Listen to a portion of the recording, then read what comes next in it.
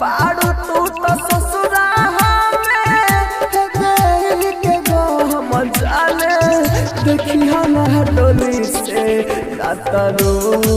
देहब हम जाने देखी हम डोली से कातरू देहब हम जाते बारू तू तो ससुरा के गो हम जाते बारू तू तो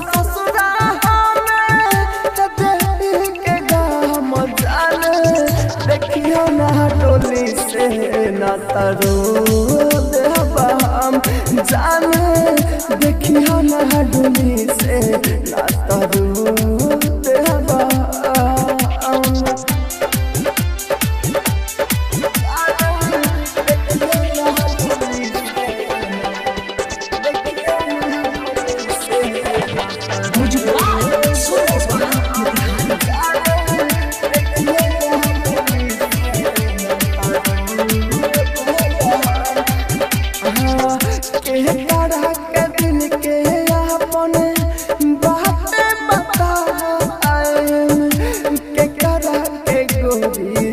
गोदी में सुलाए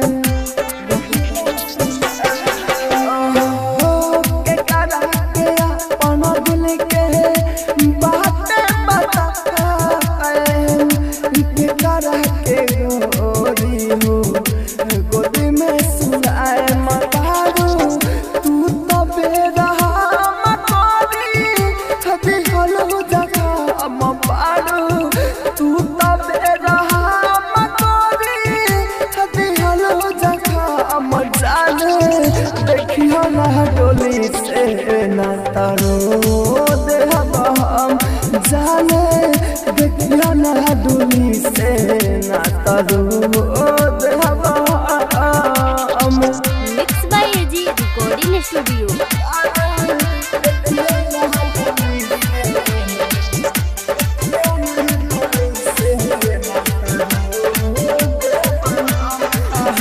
आई कर मनो जकारी गम पारा जाओ पियावा के गोरी तू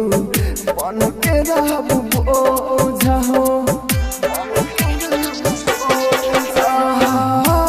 आई कर मनो जकारी गम पारा जाओ पियावा के गोरी तू